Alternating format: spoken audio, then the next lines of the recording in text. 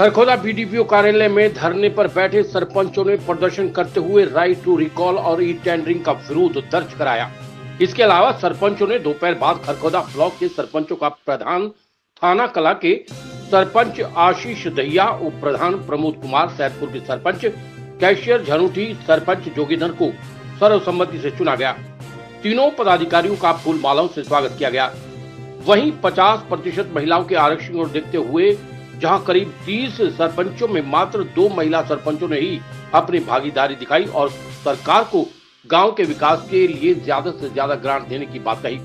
थाना कला के सरपंच आशीष ने कहा कि सरकार को 25 लाख रुपए की ग्रांट से बढ़ाकर 50 लाख रुपए के कामकाज ई टेंडरिंग के बजाय सरपंचों की देखरेख में कराने चाहिए।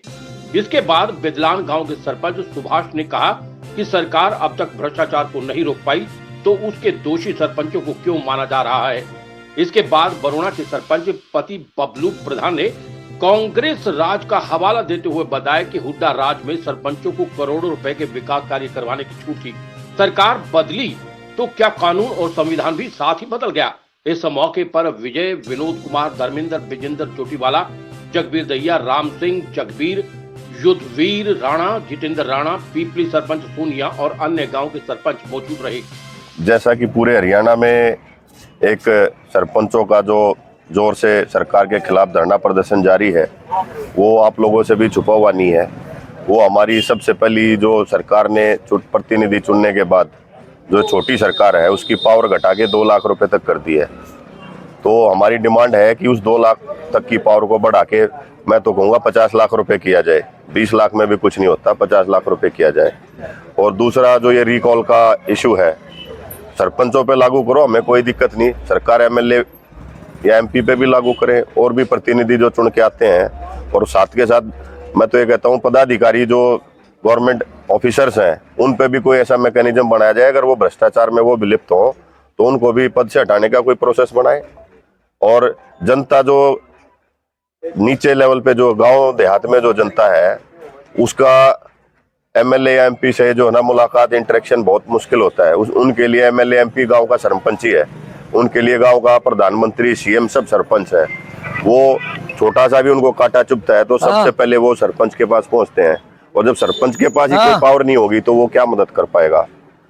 हमारे युवा दलों की जो धड़कन कहलवाते हैं हरियाणा में भी फिलहाल उप मुख्यमंत्री जी, पहले पंचायती राज मंत्रालय उन्हीं के पास था, उनसे निवेदन है कि सरपंचों की पावर को दोबारा रिस्टोर करके 20 लाख से भी बढ़ा के 50 लाख किया जाए। ये बताइए, एक एमएलए को 5 करोड़ रुपए सालाना ग्रांट मिलती है। ई टेंडरिंग के माध्यम से कितना काम हुआ गांव में? आप पिछले 5 साल का लेखा जोखा आप उठा के देखो या 1 साल का ही लेखा जोखा उठ के देखो, क्या 5 करोड़ रुपए वो एमएलए या एमपी लेट से खर्च कर पाए पूरा? मुझे नहीं लगता कि उन्होंने अपना पूरा फंड भी खर्च हो पाया होगा। उसका एक ही रीजन है, वो ई टेंडरिंग का ऑप्शन।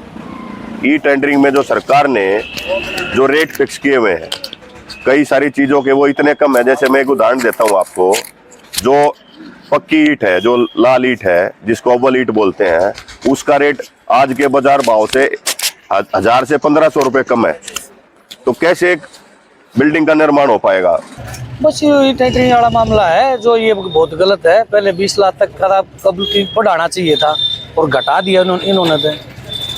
और कोई सरपंच का तो कोई सिस्टम नहीं रखा है। ये इस पंचायती राज को खत्म कर देंगे और क्या कर सकते हैं, यही कर सकते हैं। ये तो बेरबताना सा ही चल रही है सरकार की, और क्या है। बहुत ही ज़्यादा शर्मनाक बात है कि भाई मतलब जो होना भाई 1,99,000 रुपये तक का क्या हुआ है। एक नाली भी नहीं बन पाओगी उसके लिए। तो इसमें कोई ये तो दौरा थोड़ा है कि भाई मतलब ये भ्रष्टाचार खत्म हो जाए। तो रग रग में भरा हुआ है, ये ऊपर से नीचे तक लिप्त है, सब लिप्त है। इसमें क्या दिक्कत है? कोई दिक्कत थोड़ा है, आपको पता है, ऑलरेडी सबको पता है। इसमें कोई न्यू थोड़ा छुपाने वाली बात थोड़ा है। और सब चोर थोड़ा ही है। ये कोई ऐसी बात थोड़ा है कि अब उनको देख लो, खिलाड़ियों को देख लो जाके कहाँ बैठे, कहा कि क्या है, उनको उनकी इतना शोषण हो रहा है उनके साथ। तो भाई ये तो हर एक किसानों का ले लो, किसी का भी ले लो, तो सरकार ऐसी है, सबके पीछे लग रहे हैं। तो ये थोड़ा है कि भाई ये सरपंच हथे बदर लिया गई और कुछ कर लेंगे। वैसे तो महिलाओं को आगे किया गया है सरपंच बनने के लिए, लेकिन उनको 20 लाख की बजाय 2 लाख रुपए दिए जा रहे हैं। इससे और आगे बढ़ाने की बजाय घटा रखा है। तो हमारी अपील है कि इनको आगे बढ़ाया जाए, 20 लाख से ऊपर भी किया जाए इसको।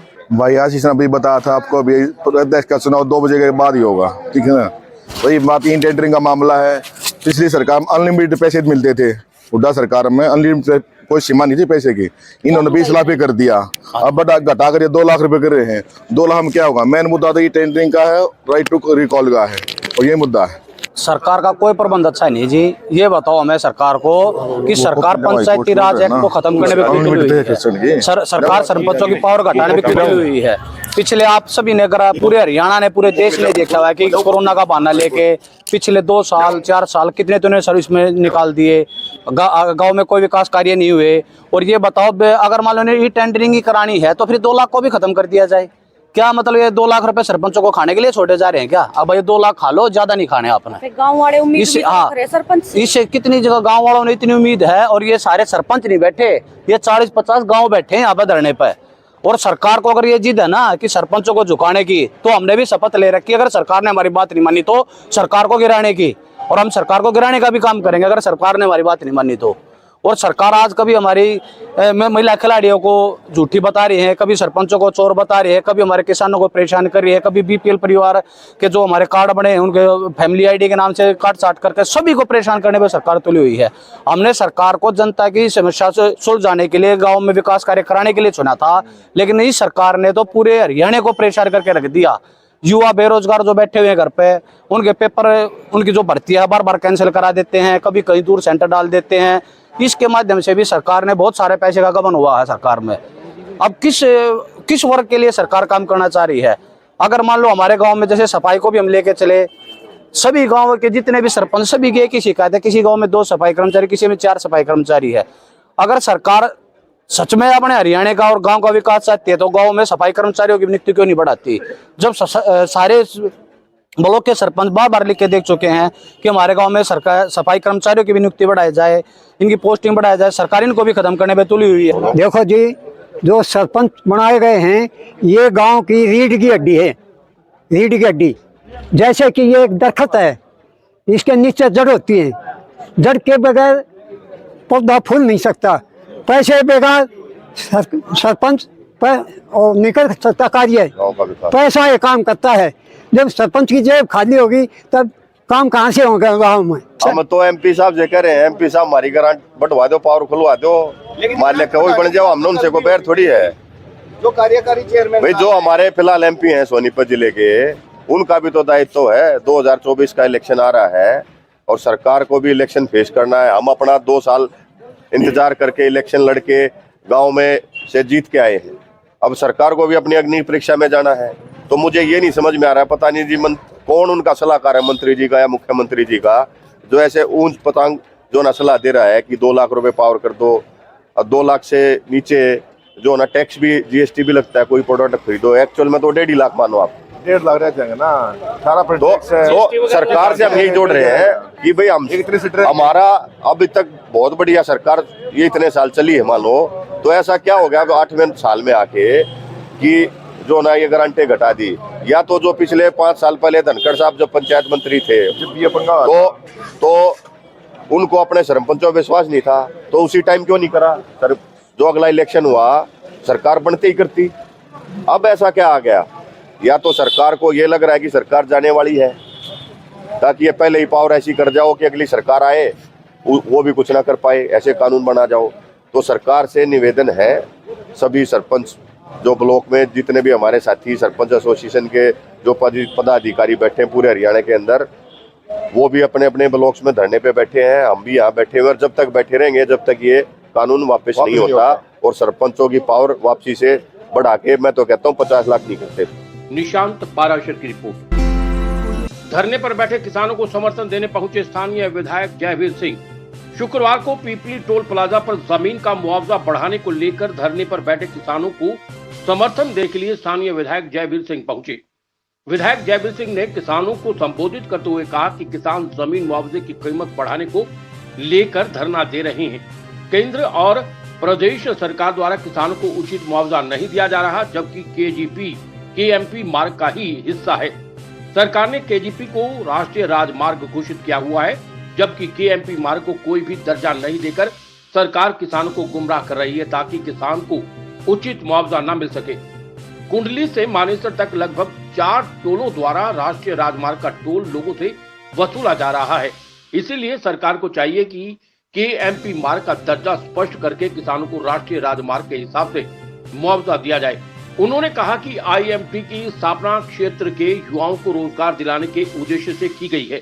आईएमटी के लिए जो किसानों से भूमि अधिग्रहण की गई थी उसका मुआवजा दिया जा चुका है, लेकिन सरकार किसानों से ली गई लाखों रुपए की जमीन को करोड़ों रुपए में बेच रही है, जिसका सीधे तौर पर किसानों को लाभ पहुंचना चाहिए।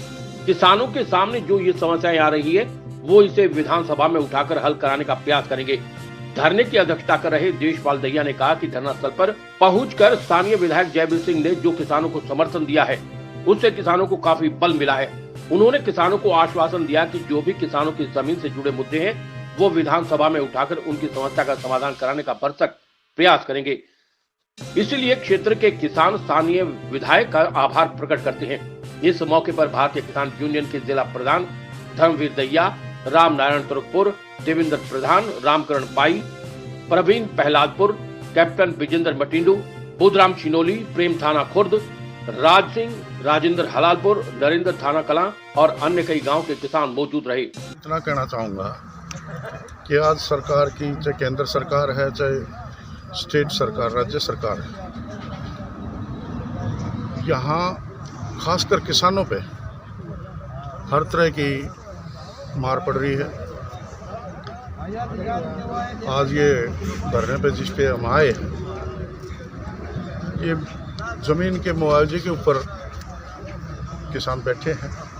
ये किसान इसलिए बैठे हैं कि इनका जो मुआवजा था वो सही ढंग से इनको नहीं मिल रहा, क्योंकि जबकि केजीपी इसी का हिस्सा है, वो तो नेशनल हाईवे में माना जाता है और इसको केएमपी को कोई भी दर्जा सरकार की तरफ से नहीं शो कर रहे, जबकि हमारे यहाँ से ये अपना कुंडली से 13 किलोमीटर तो उसको नेशनल हाईवे मान रहे हैं, क्योंकि सरकार इनको गुमराह करना चाह रही है ताकि किसान को सही मुआवजा ना मिल पाए। अगर नेशनल हाईवे घोषित करते हैं ये, तो इनको उचित मुआवजा देना पड़ेगा, जबकि सरकार इस पे मानेसर से लेके यहाँ तक, पलवल से लेके यहाँ तक 4-4, 5-5 टोल लगा रखे और नेशनल हाईवे का टोल वसूल करे, तो फिर किसानों के साथ जाती कैसे है? किसानों को मुआवजा सही ढंग से क्यों नहीं दिया जा रहा? तो सरकार इस बात को स्पष्ट करके किसानों का जो मुआवजा बनता है, जैसे नेशनल हाईवे का होता है वैसे ही किसानों का इनका भी दिया जाए।